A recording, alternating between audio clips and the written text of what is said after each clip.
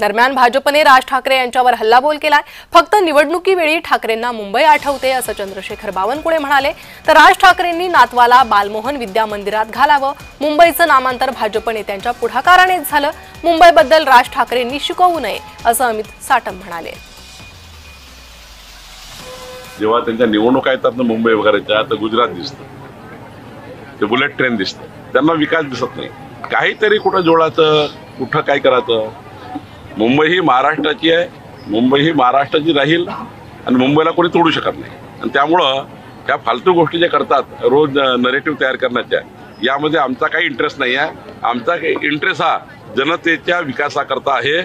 किमान आपल्या मुलांचं ऍडमिशन हे बॉम्बे स्कॉटिशमध्ये नाही घेतलं, परंतु आपण किमान आपल्या तिसऱ्या पिढीचं म्हणजे नातवाचं ऍडमिशन हे बालमोहन विद्या मंदिरच्या मराठी शाळेमध्ये घ्याल अशी आमची अपेक्षा आहे। आणि त्यामुळे आमची आपल्याला एवढीच विनंती आहे की अशी भाषा आणि प्रांताच्या आधारावरती समाजामध्ये तेढ निर्माण आपण करू नये।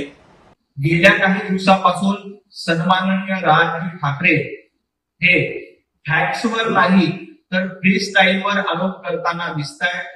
दुर्दैवानं उद्धवजी ठाकरे यांच्यासोबत बसून अशा पद्धतीचे आरोप करण्याची सवय कदाचित राज ठाकरे यांना लागलेली असेल। मला फक्त राज ठाकरे यांना एवढीच आठवण करून द्यायची आहे, बॉम्बेचं मुंबई असं नामांतर कुणी केलं होतं? तर भारतीय जनता पार्टी आणि तत्कालीन युती सरकारनं केलं होतं।